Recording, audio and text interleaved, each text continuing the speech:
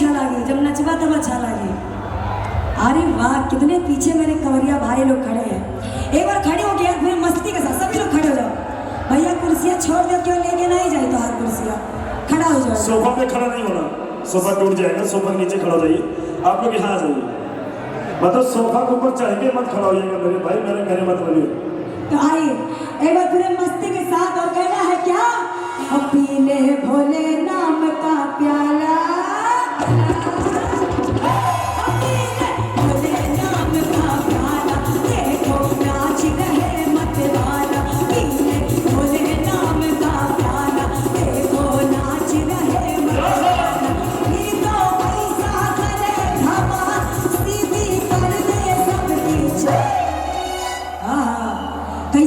कैसे एक बार दोनों हाथ उठा के बोलिए हर हर।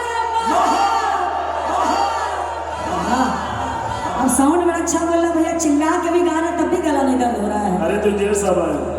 नहीं नहीं, साउंड वाले भैया क्या है ना, और कहना उर्मिला जी, हो रंग बरसे